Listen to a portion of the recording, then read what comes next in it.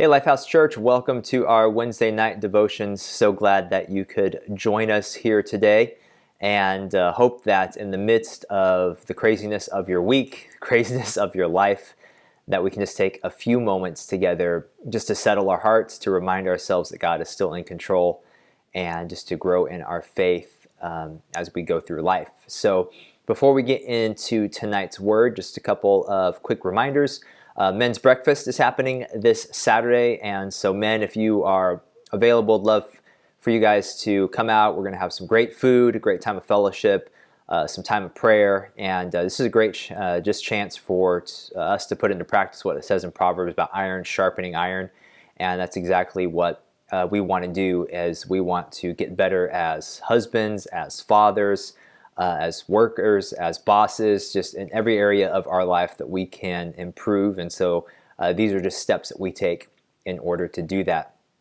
This Sunday, we're going to be continuing our series, Thankful, and we're going to be talking about being able to be thankful for others, which I think is going to be a really important message as we head into the Thanksgiving holiday. Some of you are going to be around family. Some of you are going to be around friends, some of you are around those people that you know who they are already. Even as I say that, you're like, oh yeah, I've got to be around that person. And how do we deal with that? How can we find a way to give thanks for the people in our lives? And so we're going to be talking about that this Sunday, 9:30, 11 o'clock in person and online. Just encourage you to invite someone. We're going to be rolling out our Christmas Eve and Christmas services. So Sundays in December, all those services are going to be Christmas themed. And our Christmas Eve services are going to be happening at 5 and 6 o'clock.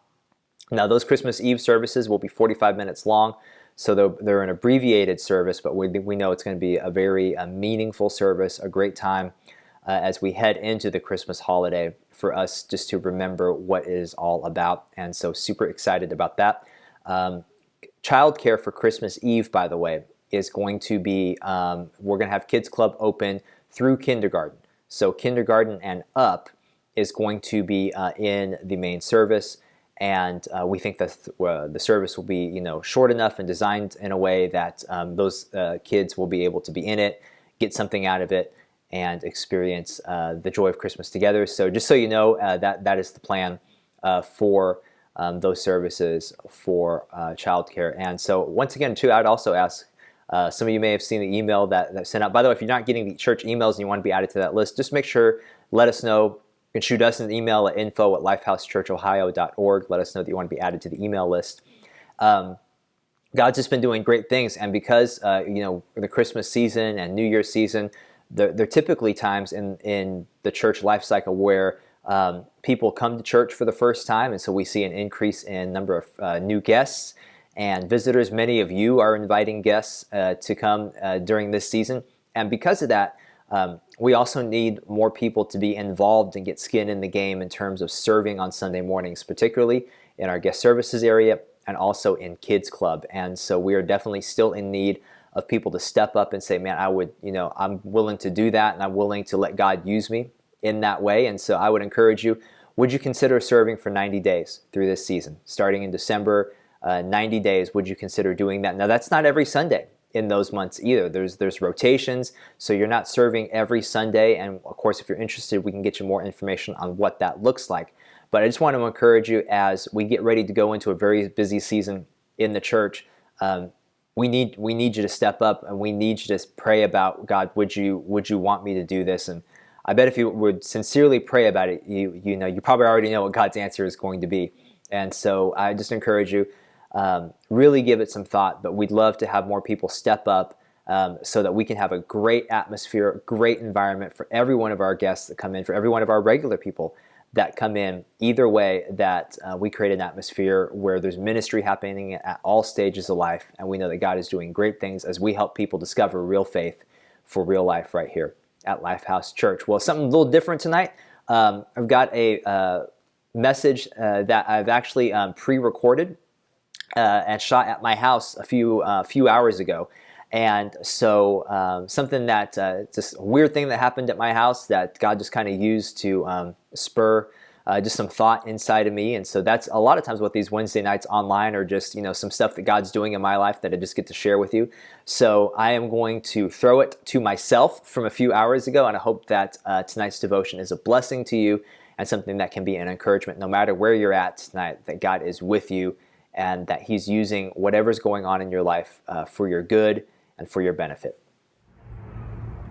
So Sunday, after preaching what I know was an incredible message on being thankful in all circumstances, I come home, I'm exhausted, sports term, left it all out on the field, and walked into the house, kick off the shoes, put on the stretchy pants, Sunday routine, and look out into the backyard and greeted by this tree in the back, fallen over, taken out a neighbor's fence, and still unpacking, all the damage. And I know several of you have had similar tree damage from the storm that moved in Sunday. Several of you sharing how you've had some fallen trees.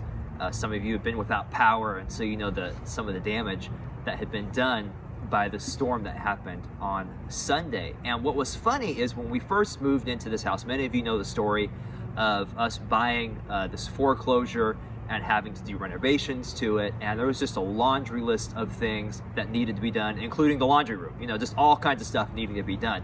And when we came out into the backyard, initially we knew we had a dead tree, but actually the tree that I thought was dead was this tall one right here. And so I don't know if you can see where I'm pointing to. Anyway, it's this big tall tree right here with no bark on it. And I came out and I thought, man, we have a dead tree in our yard. I was very worried about this tree. And so when I came out on Sunday and saw that there was a tree had fallen, I would have just assumed that it was the big dead tree.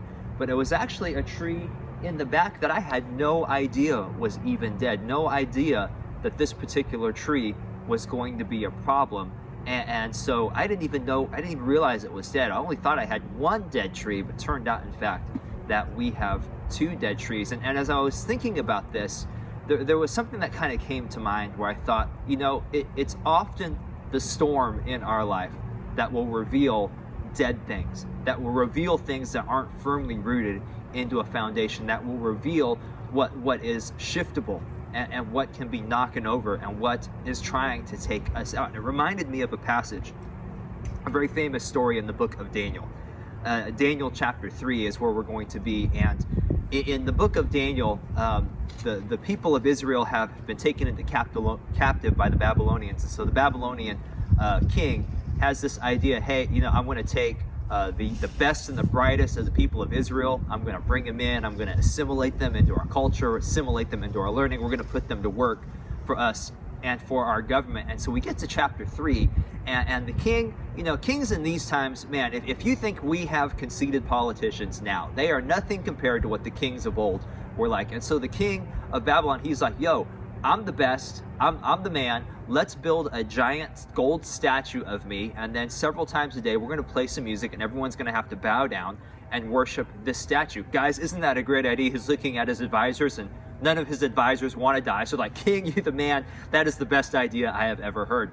And so they build this giant gold statue and play the music, and band strikes up, and then everyone bows down except three guys that we know, Shadrach, Meshach, and Abednego. And so the king brings them in. It's like, guys, what are you doing? Did you not hear the law? Did you not get the memo? And they're like, we did, king, but we're not going to bow down. And so they give him another chance. Sure enough, they don't bow down. King brings it back in. Now at this point, the king is ticked. His ego is bruised. He can't believe that anyone would not bow down to his statue. And so we pick it up in chapter 3, starting in verse 19. It says, Nebuchadnezzar, who was the king, was so furious with Shadrach, Meshach, and Abednego that his face became distorted with rage. Some of you parents, you know exactly what that is like. When you're just so mad, it's like your face, it turns into like a Picasso painting. It's just, you're so mad. So he commanded that the furnace be heated up 7 times hotter than usual. Now this furnace is the furnace, so they had this decree that, look, if you don't bow down to the statue, we're going to throw you into an oven. We're going to burn you alive. And so he's so mad, he's like, look, turn that puppy up. And so they put it on broil. You know what I mean? They turn it all the way up, 7 times hotter than it usually is. Then he ordered some of the strongest men of his army to bind Shadrach, Meshach, and Abednego and throw them into the blazing furnace. So they tied them up, check that, they tied them up, threw them into the furnace, fully dressed in their pants, turbans, robes, and other garments. And because the king in his anger had demanded such a hot fire in the furnace, the flames killed the soldiers as they threw the men in. So Shadrach, Meshach, and Abednego, once again securely tied, fell in to the roaring flames. Now in this story, I think the furnace and the flames can so easily represent hardship, suffering, opposition in our life. And you know what I think is interesting is Shadrach, Meshach, and Abednego went into the fire because of the stand that they took for God.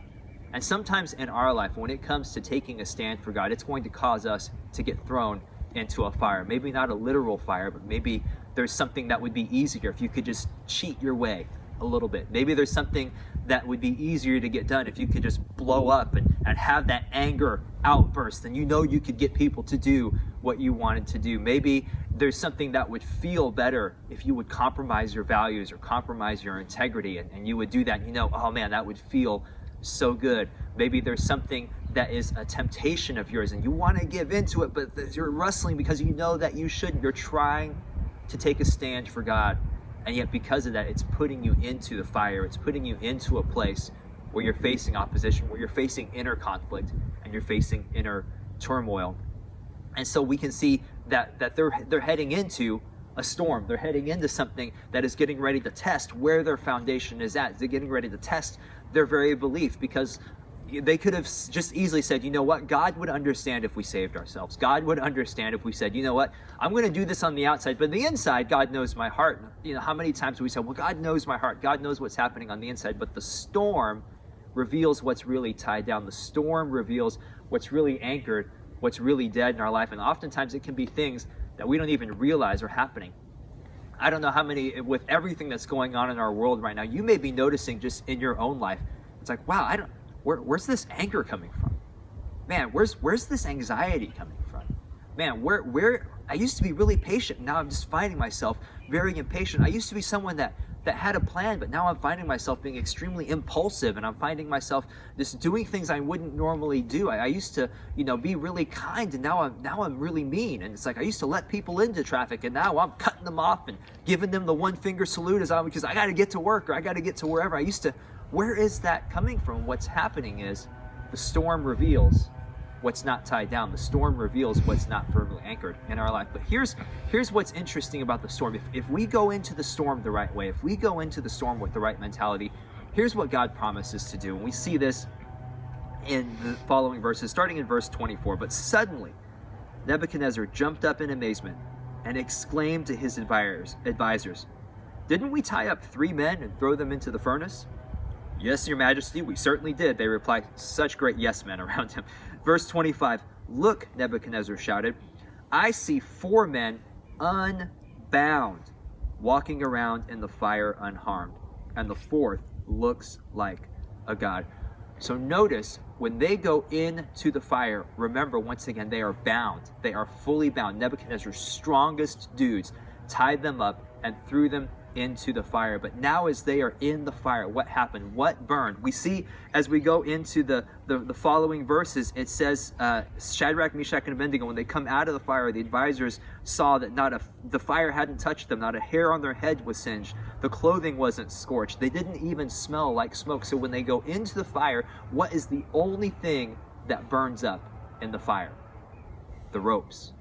The thing that was tying them down. The thing that had them in bondage. And if we will be willing to step into the fire with God, if we will be willing to say, God, I'm not as concerned about you, God, maybe saving me from the storm, but God, I'm concerned about what you want to do in my life through the storm. God, what you want to reveal in my life, God, that's not anchored down. God, the things in my heart that maybe I didn't even know were there, God, the things in my heart, God, that are deep down, and maybe there's hidden anger, maybe there's hidden prejudice, maybe there's hidden sin in my life, maybe there's hidden things that I've kept from you, maybe it's my dreams, maybe it's my plans, maybe it's my expectations, maybe it's the unwritten contract, God, that I somehow have with you, God, that I expect you to act in a certain way, and if you don't, then I'm out. The fire reveals those things. But if we're willing to step into the fire with God, if we're willing to say, God, no matter what, I'm not going to compromise, God, no matter what, I'm not going to give up on you,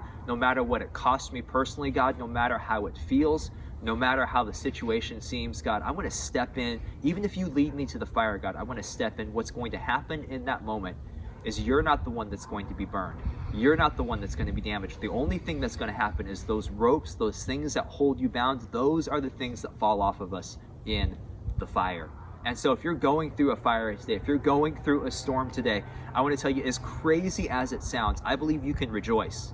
As crazy as it sounds, I believe you can be thankful, because what's happening there, I believe by faith, is that God is using that fire to burn off the ropes in your life, to reveal the things in your heart that he wants to deal with. Why? Because he wants your freedom. And he wants you to come out of that fire free. He wants you to come out of that fire having had a close encounter with Jesus. Because that's exactly what happened to Shadrach, Meshach, and Abednego. When they were in the fire, they weren't in that fire alone. There was someone there with them. Jesus was right there alongside of him. And I just want to encourage you today, as you're watching this on a Wednesday night, that Jesus is right there in the fire with you. He has not abandoned you. He's not left you.